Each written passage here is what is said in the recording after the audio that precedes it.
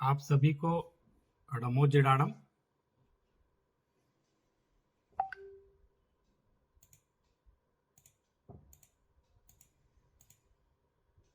आज की कक्षा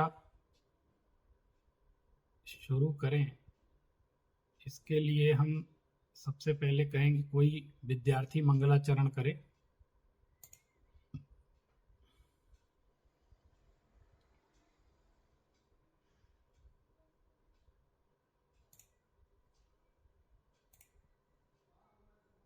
जय जिनेन्द्र सभी को। पंडित साहब जय जिनेन्द्र। जय जिनेन्द्र। मैं शुरू करूं मंगलाचरण? हाँ करिए।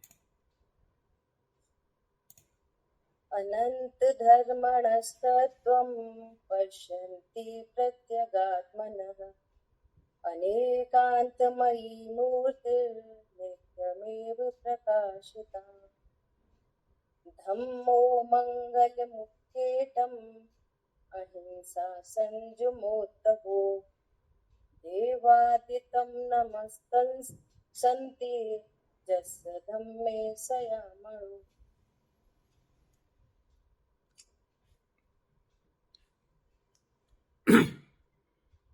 अब हमारे बीच में आदरणीय डॉक्टर अनिकांत जी शास्त्री दिल्ली से पधार चुके हैं जो कि हमें जैन न्याय के बारे में तत्व चर्चा करने के लिए आदरणीय भाई साहब से निवेदन है कि वे अपनी कक्षा को प्रारंभ करें।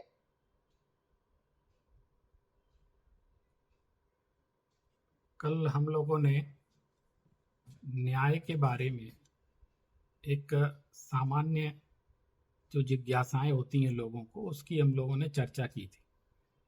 उसके महत्व को भी समझा था कि न्याय क्या कहलाता है, क्यों जरूरी है न्याय। न्याय नहीं पढ़े नहीं जाने तो क्या समस्या हो सकती है, और लोक नीति में भी लोक व्यवहार में भी न्याय किस तरह से चलता है हमारे जीवन में, वो हम सभी लोग जानते हैं। तो इसकी एक लंबी चौड़ी चर्चा हम लोगों ने कल की थी, और उसका एक हमने जो नोट्स है उसका एक पीडीएफ भी बना करके मैंने ग्रुप में भेजा है, उसको भी आप लोग पढ़िएगा। उसमें थोड़ी व्यवस्थित बात लिखी है। यहाँ जो चर्चा चलती है वो थोड़ी व्यवहारिक हो जाती है। मैं कोशिश करूंगा कि जो भी हमारी जिस दिन चर्चा में जो बिंदु आए हैं उन बिंदुओं को लिख करके आपको पीडीएफ के माध्यम से प्रेषित कर दें, ताकि आप जब पढ़ते हैं ना तब इस चिंता में ना रहें कि ये तो निकला जा रहा है, इसके हम नोट नहीं कर पाए और ऐसा हो रहा है। ये इस चिंता में ना रहे, बात को समझना है। क्या मेरी आवाज अच्छे से नहीं आ रही है? ठीक आ रही है ना? तो हमको चीज समझनी है। इस दृष्टि से आज हम अपनी शुरुआत करते हैं। कल कई लोगों ने प्रश्न भी किए थे जो मेरे पास आए हैं, और उन प्रश्नों का उत्तर क्रम से हम अपनी बातों में देते रहेंगे। कुछ एक बातें ऐसी आई, जैसे किसी ने कहा कि जैन न्याय के कौन कौन से ग्रंथ हैं। मैंने एक सिलेबस बनाया है और वो भी आपको उसकी पीडीएफ भी भेजूंगा, जिसमें मुख्यतः से जो रोज हम लोग चर्चा करेंगे उसके बिंदु उसमें लिखे हैं। तो एक तो किसी तरह की आकुलता व्याकुलता नहीं रखनी है कि अब जैसे जैन न्याय के कौन से ग्रंथ हैं, इसके लिए हमने एक दिन निश्चित किया है। उसमें प्राइमरी लेवल के जो ग्रंथ हैं, जो सेकेंडरी रिसोर्सेज हैं और कठिन ग्रंथ हैं, उन सब की चर्चा करेंगे, और जैनाचार्यों के बारे में भी हम आपको उसमें बताएंगे कि किन किन जैनाचार्यों ने न्याय के कौन कौन से ग्रंथ लिखे हैं। तो हर एक का एक एक दिन निश्चित है। जो कोई प्रश्न मुझे याद आ रहे हैं उनमें एक महत्वपूर्ण प्रश्न तो ये है कि हम तो जैन न्याय पढ़ने बैठे हैं, तो हम तो इसी को सही बोलेंगे, और फिर न्याय क्या हुआ, इस तरह का प्रश्न भी आया था किसी का। और एक ये प्रश्न भी इस तरह के आए कि न्याय किसको कहते हैं, एक दो चार शब्दों में, एक दो लाइन में हमको बतला दीजिए न्याय किसको कहते हैं। इस तरह की बहुत सारी बातें, तो वो हमने उन सब का समावेश अब आज के उसमें हम करते जाएंगे क्रम से। एक तो थोड़ा धैर्य रखने की आवश्यकता है, एक दिन में सारी बात हो भी नहीं सकती है, सब क्रम से होती है। तो थोड़ा शांति से एक एक चीज समझनी है। जैसे इन 7-8 दिनों में हम न्याय का परिचय प्राप्त कर रहे हैं, इतना समझो आप।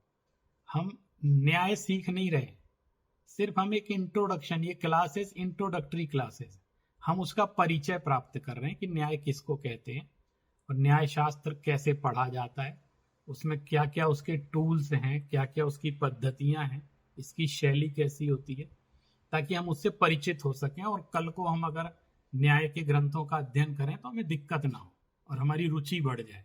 इतना ही मात्र उद्देश्य है हमारा, और अधिक गहराई में जाने की हम कोशिश भी नहीं कर रहे हैं, क्योंकि उसमें इतना समय नहीं है हमारे पास कि हम उस पर इतनी गहराई से विवेचन कर सकें।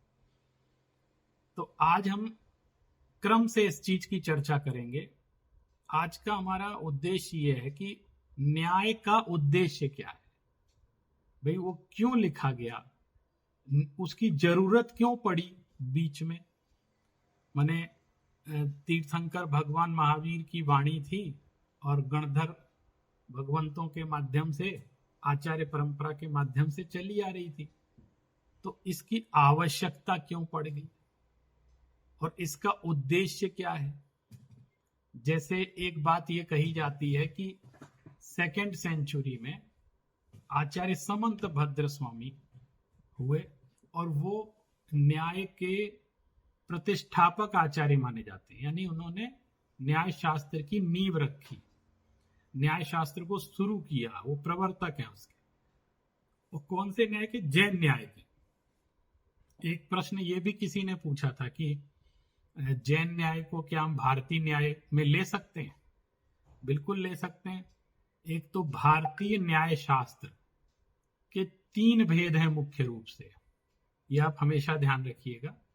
एक तो वैदिक न्याय, जो न्याय सूत्र नाम का ग्रंथ लिखा गया, गौतम ऋषि हुए हैं, वो मुख्य रूप से न्याय की शैली, न्याय के तत्व उन्होंने ही प्रतिपादित किए थे, वो एक शैली थी पूरी।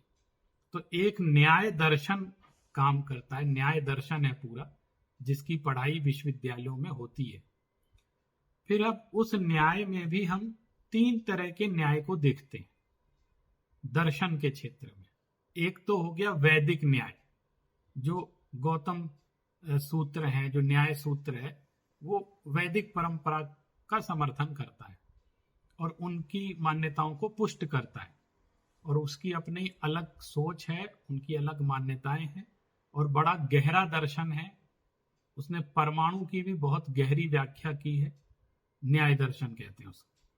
फिर एक भेद आता है बौद्ध न्याय का, उसी में हम जो बौद्ध दर्शन के माध्यम से न्याय शास्त्र विकसित हुआ है उसको बौद्ध न्याय बोलते हैं। फिर जैन न्याय तीसरा हम ले सकते हैं, जैन न्याय, ये प्राचीन भारतीय दर्शनों में ही आएंगे। तो जैन दर्शन में भी जैन न्याय, तो ये भी जो भारतीय न्याय है उसके अंतर्गत ही आता है। तो न्याय एक शैली है, उस शैली के माध्यम से तत्व ज्ञान को समझना, उसको पुष्ट करना, और उसमें जो विजातीय तत्व मिल जाते हैं न्याय शैली के माध्यम से उनको अलग करना, ये न्याय शास्त्र का उद्देश्य होता है। इस दृष्टि से अपनी जैन सिद्धांतों को, जो जिनेंद्र भगवान ने जो वाणी कही है, उनके सिद्धांतों को तर्क की कसौटी पर कसते हुए प्रमाणों के साथ सिद्ध करने की जो प्रक्रिया है वो जैन न्याय कहलाती है। इसी तरह हम कह सकते हैं जो बौद्ध दर्शन या भगवान बुद्ध के सिद्धांतों को सिद्ध करने के लिए जो उन्होंने तरीके अपनाए और जिस तरीके की व्याख्याएं की, वो सारा बौद्ध न्याय कहलाता है। तो इस तरह हम न्याय के 3 भेद कर सकते हैं। अब आप देखो, जब एक चीज और भी आप ध्यान रखना, ये मन में संशय होते हैं, बहुत सारे जिज्ञासाएं होती हैं, इसलिए मैं उसको करता चल रहा हूं कि हम जैन न्याय पढ़ रहे हैं तो हम तो इसको ही अच्छा मानेंगे, कोई बौद्ध न्याय पढ़ रहा है तो वो उसको अच्छा मानेगा, कोई गौतम न्याय पढ़ रहा है तो वो उसको अच्छा मानेगा। तो इसमें क्या फिर परीक्षा कहाँ हुई इसके अंदर? वो तो वही पक्ष हो गया ना। तो कल जैसे मैंने आपसे दो भेद करने को कहे थे, एक तो होता है हम उसको मान्यता से, परंपरा से उसको स्वीकार कर लेते, और दूसरा परीक्षा प्रधानी होकर के स्वीकार करते। तो अभी हम परीक्षा कैसे की जाती है ये सीख रहे हैं। अभी मैं आपको ऐसा कोई निर्णय करने के लिए यहाँ पर इस कक्षा में ये डिसीजन नहीं दे रहा हूं क्या सही है क्या गलत है। अभी हम कैसे परीक्षण किया जाता है, उसके क्या टूल्स होते हैं, न्याय शास्त्र की हम ABCD सीख रहे हैं। इसलिए आप इस चिंता में बिल्कुल मत जाना कि कौन सही है कौन गलत है, इस फर्क में मत पड़ना। अभी हम सिर्फ उसमें जाए। अब न्याय शास्त्र का उद्देश्य क्या है कि मोक्ष मार्ग में जैसे शास्त्रों में साधक तत्व बतलाए हैं, शास्त्रों में ही बतलाए हैं मोक्ष मार्ग के लिए कि मोक्ष का रास्ता क्या है, मोक्ष का क्या स्वरूप है। और अगर उसमें साधक तत्व बतलाएं तो वहीं में उन्हीं दार्शनिक क्षेत्र में बहुत सारे बाधक तत्व भी मौजूद हैं। मिक्स है मामला, और वो परस्पर विरोधी भी दिखाई देता है। अब वो ऐसा घालमेल है इस फील्ड में कि अच्छे अच्छे धर्मात्मा और अच्छे अच्छे ज्ञानी, अच्छे अच्छे साधु, ये सब धोखा खा जाते हैं। वो उन बाधक तत्वों को समझ नहीं पाते हैं और उन बाधक तत्वों को ही साधक तत्व समझ लेते बिना परीक्षण की, क्योंकि न्याय का उन्होंने अभ्यास नहीं किया, वो समझे नहीं बात को। अब देखिए समस्या क्या आती है, मैंने एक गलत मार्ग अंगीकार कर लिया, श्रद्धा से या कुतर्क के माध्यम से हमने उसको स्वीकार कर लिया। अब हम उसमें आगे बढ़ते चले गए और खूब आगे निकल गए, और जब बहुत आगे निकल गए और थोड़ी बहुत बुद्धि विकसित हुई, तब पता चला कि हम तो गलत रास्ते पर हैं। तब क्या करेंगे हम? तो उसमें 98% लोग क्या करते हैं कि वो जिस रास्ते पर चल रहे हैं उसी को सही घोषित करने लगे, ताकि मैं गलत सिद्ध नहीं हूं। वो उसको ही वेरीफाई करने लग जाएंगे और तरह तरह के प्रमाणों से उसको सिद्ध करने लग जाते। लेकिन जो सच्चा मुमुक्षु है और जो वास्तव में हृदय से उसको आत्म कल्याण की उसके अंदर भावना है और वो चाहता है कि मुझे इस जन्म मरण से मुक्त होना है और मुझे बात सत्य का प्रेमी है, वो सत्य का आग्रही है, मुझे सत्य समझना है, मुझे किसी पक्षपात से मतलब नहीं, तो वो तो इस बारे में विचार करेगा। और अगर जरा सा भी गलत निर्णय किया तो हमारे साथ क्या समस्या होगी कि जितनी अनुकूलताएं हमारे पास आज हैं वो सब होते हुए भी हम अपने उद्देश्य से भटक जाएंगे। और ऐसा भी हो सकता है कि हम भटकने के बाद इतने वेग से दौड़ जाएं, हम इतने आगे निकल जाएं कि वो वापस आने का हमारे पास समय ही ना हो। इसलिए भले ही थोड़ा चलें, लेकिन कदम फूंक फूंक कर रखें, वो पक्का निर्णय करके आगे बढ़े तो कोई दिक्कत नहीं होगी। और उसमें कोई पूर्वाग्रह नहीं रखें। जैसे मैं आपसे ये कह रहा हूं कि मैं जैन दर्शन का कोई पूर्वाग्रह नहीं रख रहा हूं। अब मैं आपको एक तराजू थमा दूंगा, और ये भी मानिए जो जैन दर्शन के जो विद्वान होंगे और जो जैन दार्शनिक जैन आचार्य होंगे, अन्य आचार्यों की तरह वो भी अपनी बात कहेंगे। भाई आप मार्केट में जाएंगे तो हर दुकानदार अपनी अपनी विशेषता तो बतलाएगा ना, तो वो बतलाएंगे, वो भी बतलाएंगे। अच्छा, सब लोग अपनी अपनी बात सही कह रहे हैं, उन सभी लोगों में सब तो सही नहीं हो सकते, ये बात भी सही है। भाई क्या सारे लोग सही हैं? क्योंकि सबने एक दूसरे को विपरीत कथन कर रखा है। जैसे एक ने कह रखा है आत्मा नित्य है, और वो उसके पीछे हाथ धो के पीछे पड़ा है, अगर आत्मा नित्य है इसके अलावा मुझे कोई बात स्वीकार नहीं। आत्मा नित्य है, बिल्कुल एकांत रूप से नित्य और कुछ नहीं। और एक कह रहा है कि नहीं, आत्मा अनित्य है। नित्यता क्या होती है? परिवर्तन ही संसार का नियम है। आत्मा भी अनित्य है, सब चीजें अनित्य हैं तो आत्मा भी अनित्य। और उनको अनित्यता के अलावा कुछ नहीं दिखलाई देता है, और वो उसी को सिद्ध करने में अपनी जान लगा के बैठे हो। सब लोग अपनी अपनी बात कह रहे हैं, तो इतना तो निश्चित है कि सबकी बात सही नहीं हो सकती। ये अब डिसीजन के आप उस पे आओ, सारे लोगों की बात क्या सही हो सकती? या तो आत्मा नित्य होगी या अनित्य होगी। सबकी बात तो सही नहीं हो सकती। दो लोग मान लो खड़े हैं, तो दोनों में से कोई एक ही सही होगा ना, ये तो हम समझते हैं, ये कोई एक सही होगा। तो जो सही है वो भी तो यही कहेगा कि मैं सही हूं। मान लीजिए इनमें से जो भी सही है वो भी तो यही कहेगा कि मैं सही हूं, वो मैं झूठ हूं ऐसा थोड़ी बोलेगा।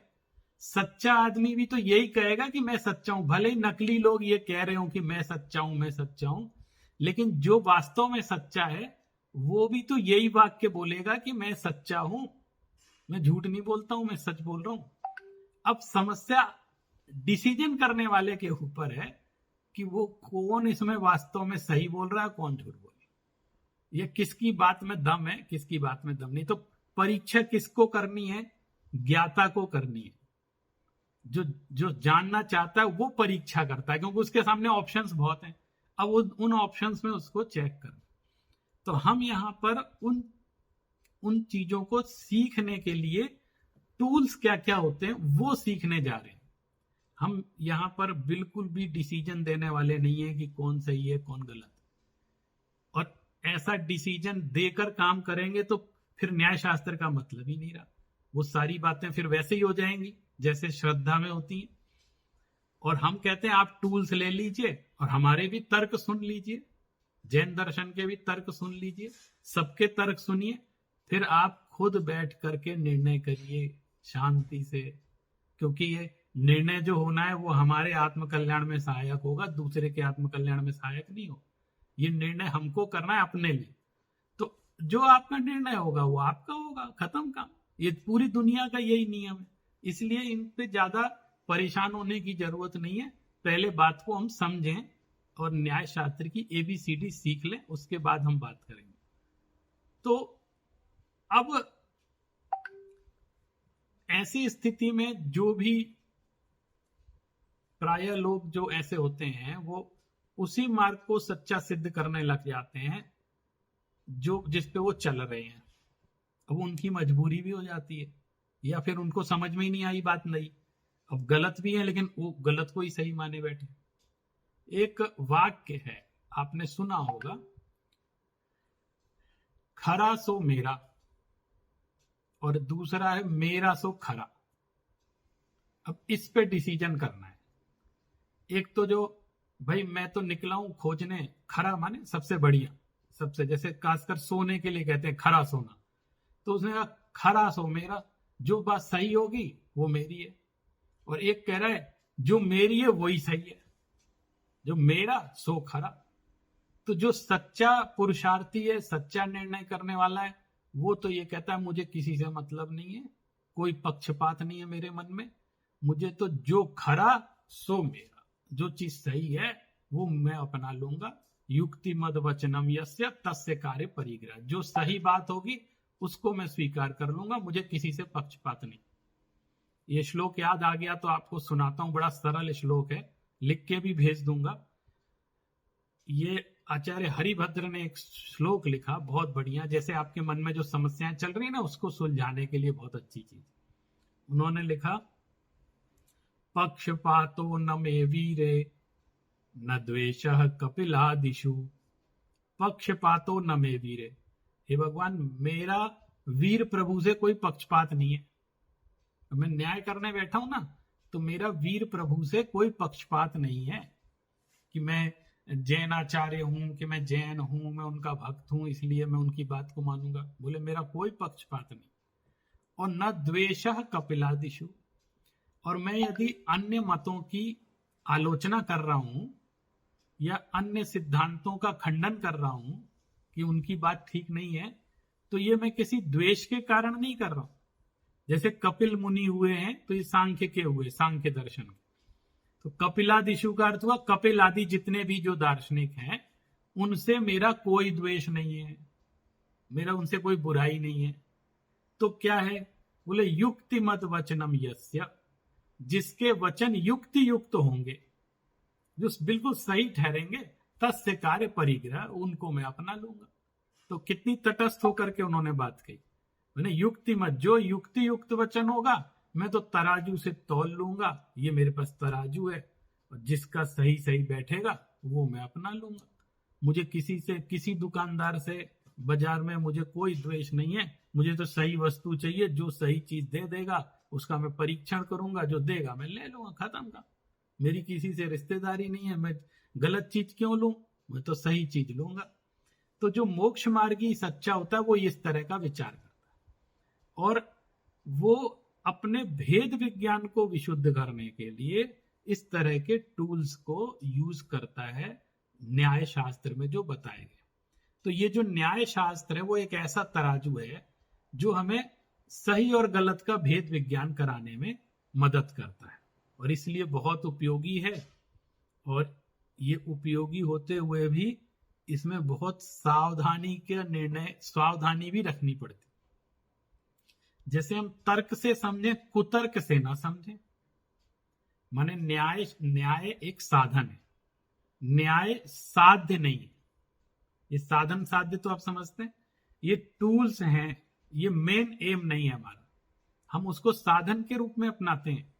ऐसा नहीं है कि अब हम न्याय ही हमारे जीवन का उद्देश्य हो गया है। वो कहते हैं हम न्याय के माध्यम से चीजों को सुलझा करके वास्तविक स्थिति का ज्ञान कर लेते हैं, निर्णय कर लेते हैं, यही मेरा उद्देश्य है।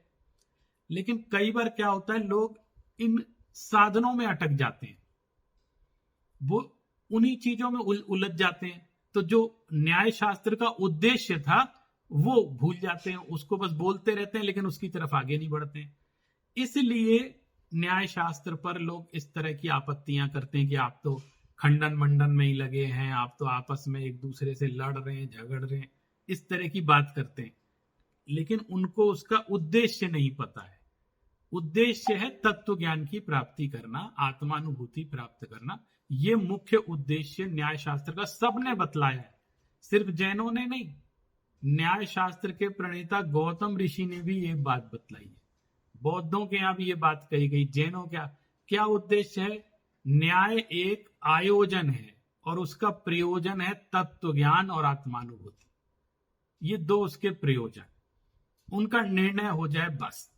अब आयोजन तो करना पड़ेगा तभी प्रयोजन सिद्ध होगा, तो आयोजन में अटकना नहीं है, उसका प्रयोजन हमको साधना है। ये उसमें थोड़ी सावधानी रखने की आवश्यकता होती है, क्योंकि कभी कभी वो आयोजन इतना बड़ा हो जाता है कि उसका मूल प्रयोजन उसका गायब हो जाता है।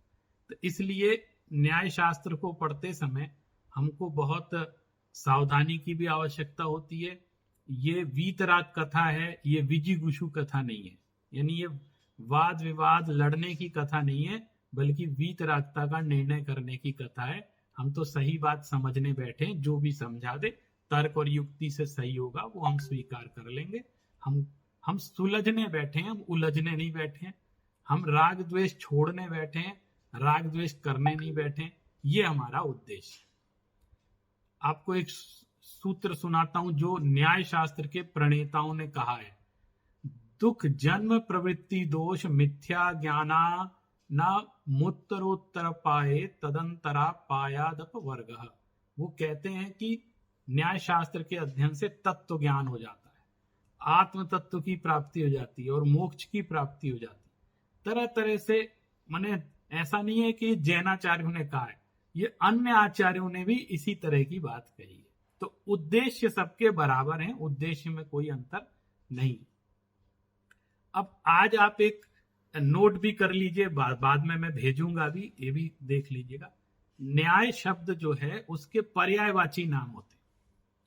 जैसे कई अलग अलग उसकी संज्ञाएं हैं जो हमारे ग्रंथों में मिलती हैं, लेकिन उनका संबंध न्याय, उसका अर्थ न्याय ही होता है। बाद में न्याय शब्द का प्रयोग हुआ, लेकिन प्राचीन काल से कई शब्दों का प्रयोग हमारे आगमों में, शास्त्रों में उसको लेकर के होता रहा है। आपको आश्चर्य होगा, लोग ये कहते हैं कि न्याय शास्त्र, न्याय का प्रणयन लगभग दूसरी शताब्दी से हुआ है, लेकिन ऐसा नहीं है। न्याय के बीज हमें हमारे आगमों में भी मिलते हैं। परीक्षा शैली वहां भी व्यवस्थित रूप से रही है, लेकिन एक सिस्टम डेवलप हुआ, तो उस सिस्टम में जैनाचार्यों ने भी अपने ग्रंथों को परखा और अन्यों का निरीक्षण किया और उसको सिस्टमेटिक तरीके से प्रेजेंट, एक सिस्टम के तहत। माने वो एक नई दुनिया थी, नए तरीके की बातें हो रही थी। तो जैनाचार्य हमेशा समकालीन चेतना में रहते हैं, वो जो वर्तमान में चल रहा है उसके अनुसार अपने तत्व ज्ञान को सिद्ध करते हैं और तत्व ज्ञान की बात करते हैं। तो उन्होंने भी इस तरह के प्रयोग किए। लेकिन प्राचीन आगमों में भी न्याय के बहुत सारे तत्व हमें मिलते हैं। इससे पता चलता है कि प्राचीन काल से ही, बहुत पहले जब भगवान महावीर थे, उनके सामने आगम थे, चर्चा थी, वहां भी परीक्षा की शैली हमेशा से रही है। एक इसका नाम है अनवीक्षा। अनवीक्षा नाम है, इसको न्याय का अपर नाम, पर्यायवाची नाम कह सकते। अनवीक्षा माने होता है जो परीक्षण करके जब कोई कार्य किया जाता है, और आनवीक्षिकी विद्या भी बोलते हैं इसको। आनवीक्षिकी विद्या, एक शब्द औचित्य, आपने देखा होगा शास्त्रों में लिखा आता है, और इसका क्या औचित्य है, ये भी इसी लॉजिक के अर्थ में बात होती है। चिंतन, तर्क, तर्क शब्द का प्रयोग, किस तर्क के आधार पर आप ऐसा कह रहे हैं, ये भी न्याय शब्द का ही प्रयोग है। नीति, सब इस नीति से ये बात सही है, इस नीति से ये बात सही है। जैसे प्राचीन हमारे आगमों में, चाहे षटखंड आगम, कषाय पाहुड़ जो वर्तमान में अभी उपलब्ध आगम है, और अर्धमागधी आगम भी जो आचारांग आदि आगम है, भगवती सूत्र है, उन सब में नए के प्रयोग मिलते हैं। नए शब्द से बात कही जाती है। निश्चय नय से ऐसा है, व्यवहार नय से ऐसा है, नैगम नय से ऐसा कहा गया है, ऋजु सूत्र नय से ऐसा कहा गया है। ये पूरा न्याय शैली है, माने वो न्याय पूर्वक ही डिवीजन करके सारी बातें बता रहे। तो इसका मतलब जैन आगमों में न्याय बहुत पहले से, शुरू से ही विद्यमान रहा है। तो नए का यदि कहीं प्रयोग किया है तो भी समझ लीजिए आप ये न्याय है। परीक्षा शब्द का अगर प्रयोग किया है तो ये भी न्याय है। ये सब पर्यायवाची नाम है। हम लोग हिंदी में अक्सर कहते हैं देख परख कर खाओ, देखो परखो फिर काम करो। तो ये जो परख शब्द है ये भी न्याय का ही द्योतक है। परखो, पहले परखो फिर काम करो, ऐसा हमारी भाषाओं में इस तरह के वाक्य आते हैं। प्रमाण शास्त्र, कहीं भी प्रमाण शब्द से कथन होता है तो उसका संबंध भी न्याय से जोड़ा जाता है। प्रमाण शास्त्र नाम उसका आता है। इसी तरह एक नाम है वाद, जैसे स्यादवाद, तो वाद शब्द लगाए ना इसके आगे, स्यादवाद, अनेकांतवाद। तो ये जो वाद शब्द कहा है ये भी न्याय का द्योतक है, इसका अर्थ भी न्याय होता है। विवेक, विवेक शब्द का प्रयोग बहुत होता है, उसको, उसका अर्थ भी न्याय होता है। विचार, समीक्षा, और एक प्रसिद्ध न्याय का हेतु विद्या, हेतु विद्या, ये नाम भी न्याय शास्त्र के बहुत प्रसिद्ध नाम है। तो ये सब आप नोट करते चलना, आगे भी इसको याद रखना। कहीं भी जब आप स्वाध्याय करें आगम का या किसी शास्त्र का तो देखना इन शब्दों का प्रयोग बहुत होता है, क्योंकि मेरी खुद की ऐसी मान्यता है कि जैन धर्म आरंभ से ही परीक्षा प्रधान ही रहा है। उसके मूल में ये परीक्षा रही है और इस परीक्षा के बिना वो कोई काम नहीं करते थे। इसलिए ये शब्द, इनका प्रयोग आपको आगमों में, अपने ग्रंथों में जगह जगह चप्पे चप्पे पर मिल जाए। अब एक जन ने पूछा था कि कुछ सरल शब्दों में आप बता दो न्याय किसको कहते हैं, तो मैं इसकी आपको परिभाषा बताता हूं, आप वो भी सुन लो। जैसे अगर उसकी डेफिनेशन तय भी करनी हो ना, बहुत सारे लक्षण है, बहुत सारी परिभाषाएं शास्त्रों में भी बताई न्याय का, तो उन सब के बारे में मैं बताता हूं। लेकिन एक सरल शब्दों में अगर हम कहें तो ये कह सकते हैं कि जिसके द्वारा वस्तु तत्व का, यानी सत्य का, सच्चाई का, वस्तु तत्व, वस्तु का स्वरूप शब्द बोलते हैं, इसका मतलब वास्तविक स्वरूप, यानी सत्य। वास्तव में प्रकृति का सत्य क्या है, क्या है वास्तविकता, इसका जिसके द्वारा वस्तु तत्व का प्रमाण सहित और निर्णय पूर्वक, प्रमाण के माध्यम से निर्णय पूर्वक सही सही ज्ञान हो जाए, वह माध्यम न्याय कहलाता। एक बार फिर से बोलता हूं, आप चाहें तो नोट कर लें, सरल है ये। जिसके द्वारा वस्तु तत्व का प्रमाण सहित निर्णय पूर्वक सही सही ज्ञान हो जाए, वह माध्यम न्याय कहलाता है। ये 2 लाइन में तो ये न्याय शब्द का अर्थ हो। इसको आप नोट कर लो और आप इसको याद भी कर लेना। अब न्याय तो बता दिया, न्याय के बहुत सारे लक्षण शास्त्रों में बतलाए हैं, वो भी हम समझेंगे। अब न्याय शास्त्र क्या कहलाता है? आप देखो, 2 चीजें अलग अलग करें। एक तो न्याय एक पद्धति हो गई, एक सिस्टम है, और उस सिस्टम का जो वर्णन किया जाता है उसको न्याय शास्त्र कहते हैं। माने न्याय शास्त्र बोलते हैं, न्याय और न्याय शास्त्र, तो जिनमें न्याय का वर्णन किया जाए उसको न्याय शास्त्र कहते हैं।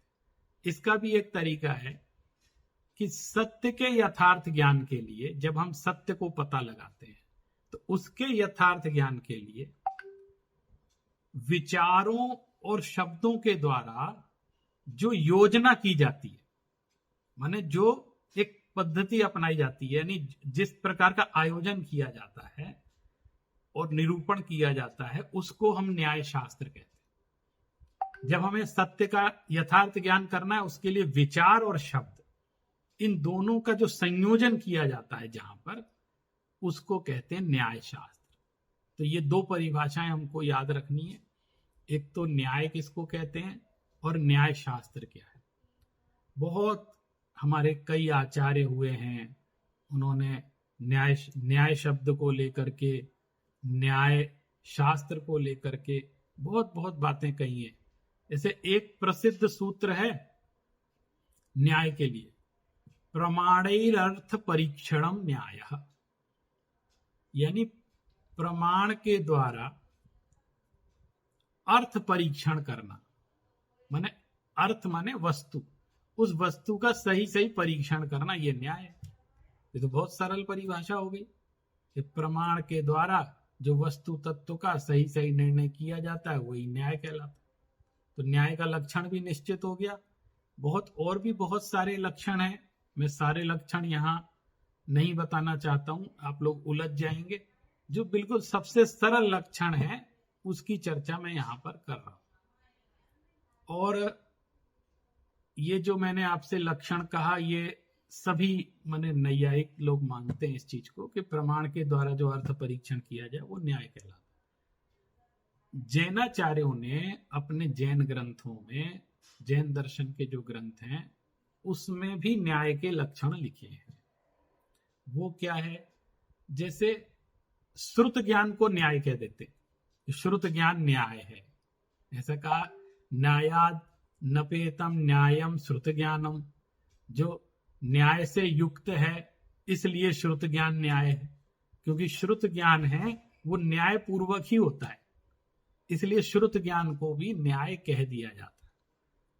और एक अपने यहां परिभाषा मिलती है प्रमेय रत्नमाला ग्रंथ वगैरह में, प्रमाण नयात्मको न्यायः,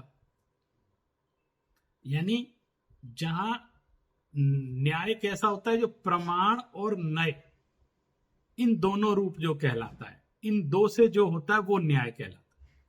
यानी न्याय प्रमाण और नय स्वरूप होता है, प्रमाण के माध्यम से और नय के माध्यम से ही न्याय किया जाता है। आप सभी ने तत्वार सूत्र ग्रंथ जरूर पढ़ा होगा, उसमें पहला अध्याय भी पढ़ा होगा।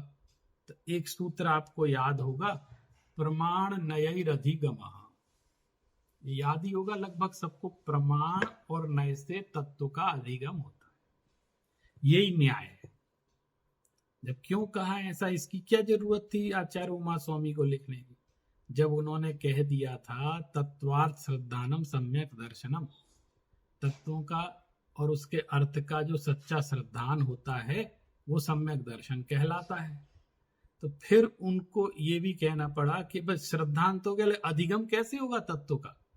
तो उन्होंने कहा उन तत्वों का प्रमाण नैर अधिगमः, प्रमाण और नय से अधिगम यानी ज्ञान होता है। अधिगम शब्द निर्णय के अर्थ में भी, निर्णय उससे प्रमाण और नय से होता है। ये देखो, ये उद्घोष वाक्य है, इससे पता चलता है कि कोई भी व्यक्ति प्रमाण और नय के माध्यम से ही तत्व का निर्णय कर सकता है, उसके बिना नहीं कर पाए। इसके लिए उसको प्रमाण शास्त्र समझना जरूरी है, उसके अंदर नय का ज्ञान बहुत आवश्यक है, तभी वो तत्व का सही निर्णय कर सकता है। तो ये तो आगम वाक्य हो गया ना, कि दोनों चीजों को स्वीकार कर ले, प्रमाण और नय को, उसके माध्यम से तत्व का परीक्षण कर ले, वो न्याय सीख सकता है।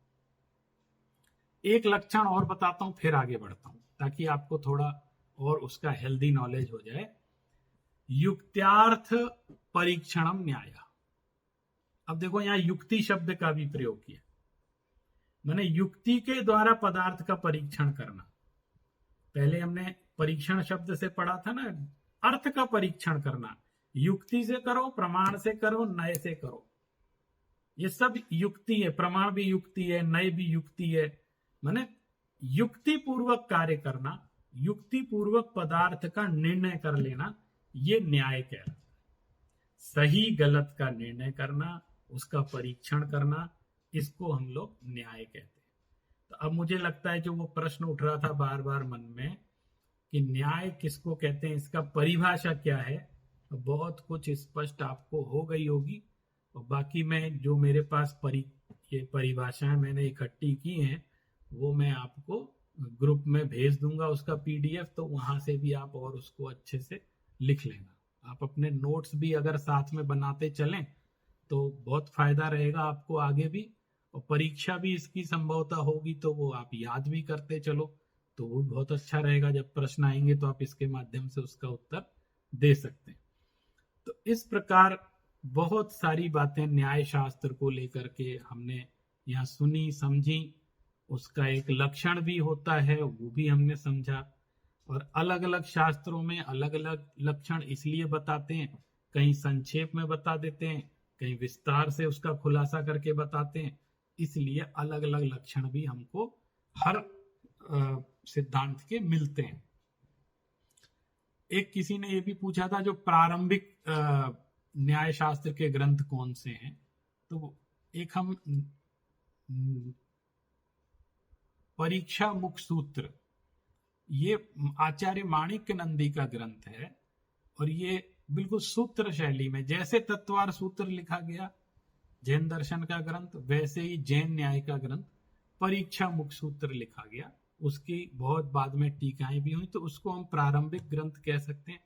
और एक ग्रंथ है न्याय दीपिका, अभिनव धर्म भूषण यति, ये न्याय शास्त्र के प्राइमरी ग्रंथ कहलाते हैं।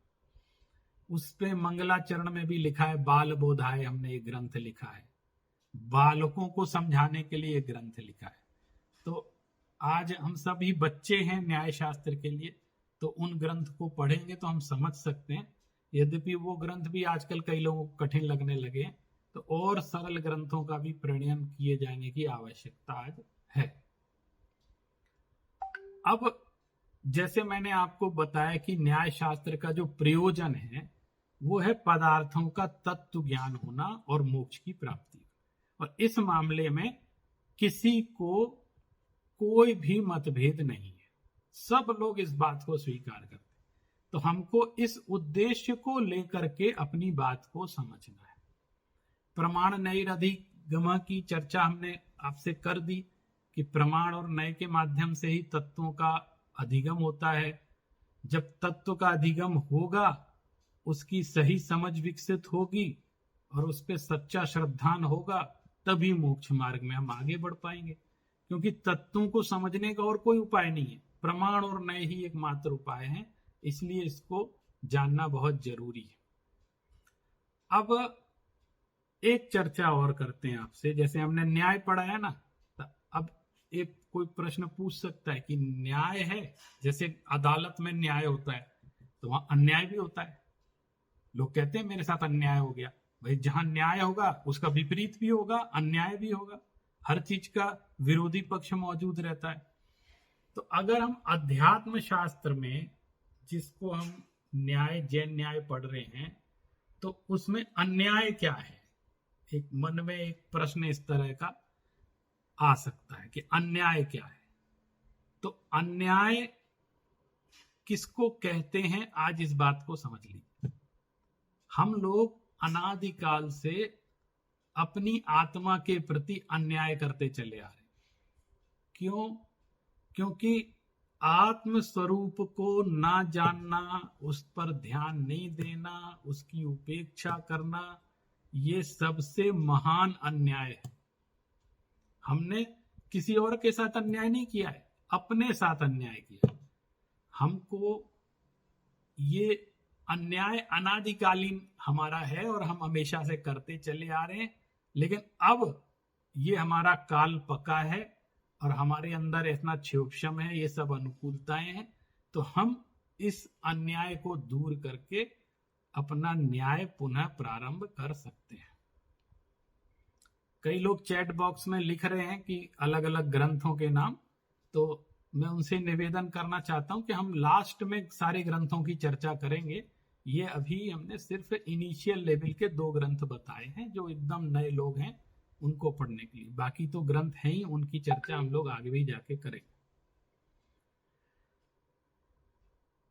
अब हमारे पास अगर समय हो तो हम न्याय के अंग समझाना चाहते हैं, और नहीं अगर हो तो कोई प्रश्न करना चाहे तो थोड़ा समय है तो हम कर सकते हैं उसकी चर्चा।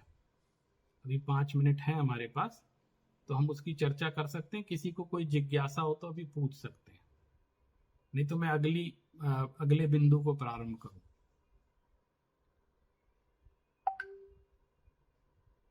हाँ पूछिए आराधना जी। जय जिनेन्द्र भैया जी। जय जिनेन्द्र। मुझे ये पूछना है कि अभी न्याय की 3 डेफिनेशन बताई थी, तो वो मैं पहली वाली आधी लिख पाई थी, मैं पूरी नहीं लिख पाई थी, वही मुझे लिखनी थी। हम आपको एक पीडीएफ भेजेंगे इस ग्रुप में, तो उसमें हमने जो बोला है वो सब लगभग रहेगा उसमें। जो मैं श्लोक बोलता हूँ, जो मैं गाथाएं बोलता हूँ, जो मैं परिभाषाएं बोलता हूँ, उनका उल्लेख लगभग मैं कोशिश करूंगा कि यूं की यूं उसको दे दूं, ताकि ये समस्या ना हो जाए कि हम लिख नहीं पाए, इस तरह की समस्या ना हो। तो आप उसको पढ़ लेना, अभी आप शांति से सुन लो, जितना नोट कर सकते हैं कर लीजिए, परेशान नहीं होना है, सिर्फ चीज को समझना है। अब हम क्योंकि अगले धीरे धीरे लेवल पर आगे बढ़ते चले जा रहे हैं और चर्चा पे चर्चा हमारी आगे निकलती चली जा रही है, न्याय के अंग समझना है। अब हम कह रहे हैं ना, हमने आपको टूल्स समझाने हैं सिर्फ अभी। जैसे न्याय के 4 अंग माने गए। एक है न्याय शास्त्र को समझे, प्रमाण पहला, दूसरा है प्रमेय, और तीसरा है प्रमिति, और चौथा है प्रमाता। ये आप नोट कर लो, प्रमाण, प्रमेय, प्रमिति और प्रमाता, ये न्याय के अंग कहलाते हैं। 4 अंग हैं। प्रमाण क्या कहलाता है? बिल्कुल सरल भाषा में प्रमाण की क्या लक्षण है ये मैं बाद में बताऊंगा, एक दिन इसके लिए निश्चित किया है, इस दिन हम प्रमाण पे ही चर्चा करेंगे। प्रमाण माने सरल शब्दों में वस्तु को जानने का साधन।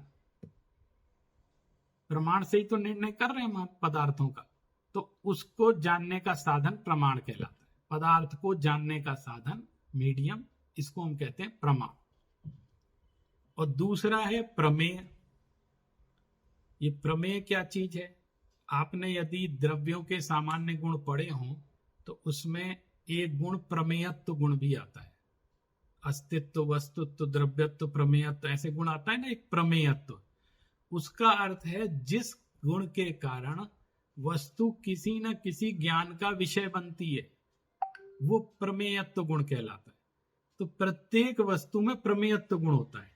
तो यहां हम ये समझेंगे कि वस्तु कैसी होती है, द्रव्य पर्यायात्मक वस्तु होती है।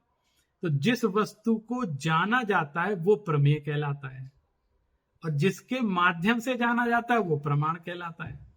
तो ये दूसरा शब्द हो गया प्रमेय, यानी वस्तु जिसको हमें जानना है। अब वो कुछ भी हो सकती है, बाह्य पदार्थ भी हो सकते हैं और आत्म पदार्थ भी हो सकता है। आत्मा भी प्रमेय बन सकती है, है ही, बन क्या सकती है ही। जब हम आत्मा को जानने की बात करते हैं तो आत्मा प्रमेय है, जब हम पर पदार्थों को जानने की बात करते हैं तो पर पदार्थ प्रमेय है, तो प्रमेय का भी निर्णय करना पड़ता है हमको, तो वो प्रमाण के माध्यम से प्रमेय का हमको ज्ञान होता है। तीसरा है प्रमिति। अब प्रमिति क्या चीज है? जो प्रमाण का फल है, जैसे प्रमाण के माध्यम से हमने प्रमेय को जाना, तो जो जाना जो फल है वो प्रमिति कहलाती है।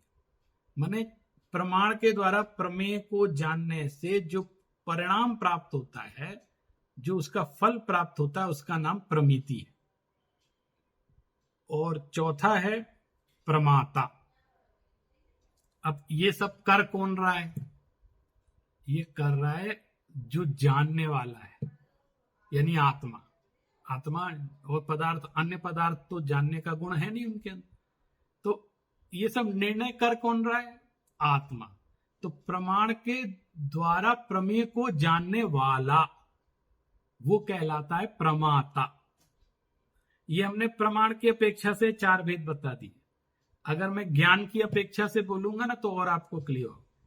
प्रमाण माने ज्ञान, पहला ज्ञान, दूसरा ज्ञेय, तीसरा ज्ञप्ति और चौथा ज्ञाता। चूंकि ज्ञान शब्द ज्यादा प्रचलन में अपने यहां, इसलिए बात जल्दी समझ में आएगी, लेकिन मैं प्रमाण की दृष्टि से बात कर रहा हूं। ज्ञान सबको पता है किसको कहते हैं, सम्यक ज्ञान, ज्ञान। फिर ज्ञेय क्या है? जिनको जाना जाता है वो ज्ञेय है।